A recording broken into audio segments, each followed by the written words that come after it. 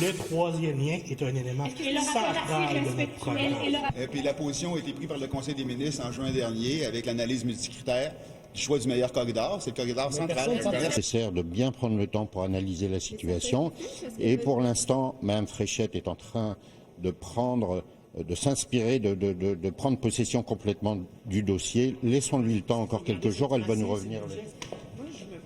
Bon, on sent quand même qu'il y a un petit enjeu, un petit malaise. Certains parlaient même de manque de classe hier de la part de M. Drainville dans ce débat. Et ici, le troisième lien continue encore de faire couler beaucoup d'encre à la CAQ.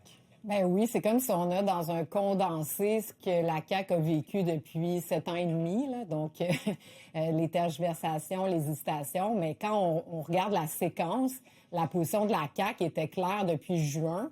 Donc là, il y a un échéancier. On devait avoir des réponses et un dévoilement, puis ensuite de ça, partir en appel d'offres. Peut-être d'attendre l'appel d'offres, ça va, mais de dévoiler les choses, je pense que ça allait de soi.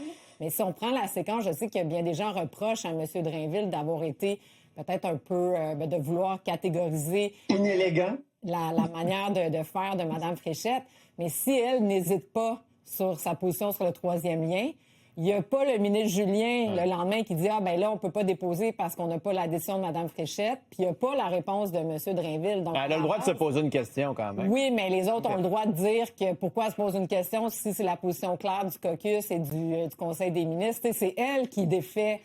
Puis moi, je trouve ça légitime là, de réfléchir, mais je veux dire, il ne faut pas non plus... Il y a des... Toi, tu dis qu'il ne faut pas accuser Bernard Drainville. Ben, je trouve que chacun a son petit bout de responsabilité dans ça. Là. En même temps, Marc-André, Mme Fréchette n'est pas là aujourd'hui. Bernard Drainville, lui, continue de l'attaquer. Aujourd'hui, c'est sur les débats. Est-ce que c'est... Hier, c'était sur le troisième lien. Là, c'est un punch sur les débats. Mme Fréchette ne veut pas trop débattre. Est-ce qu'il est en train de la déstabiliser, tu penses? Oui, je pense que pour Mme Fréchette, les dernières heures n'ont pas été excellentes, là.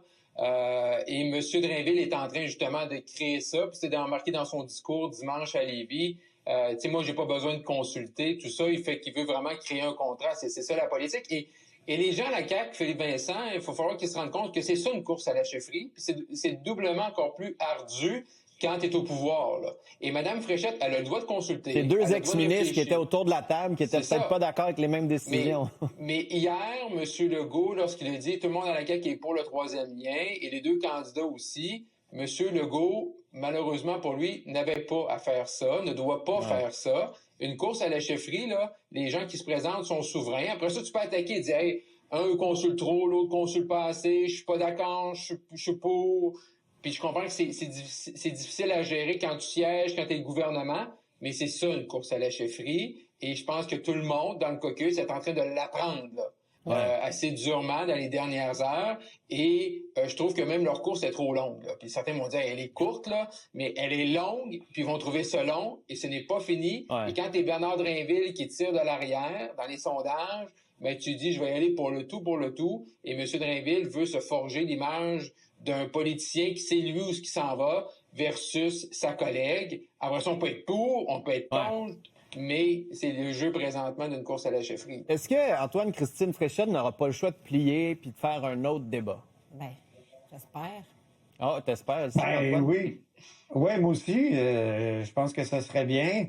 Sauf que peut-être que plusieurs à la CAQ, et comme là, je rejoins Marc-André, ils pensaient que une course à la chefferie, ça pouvait être une sorte de séminaire de doctorat, là. On discute d'idées. Ben oui, on échange. Un lac à l'épaule, un lac à l'épaule. Un lac à l'épaule.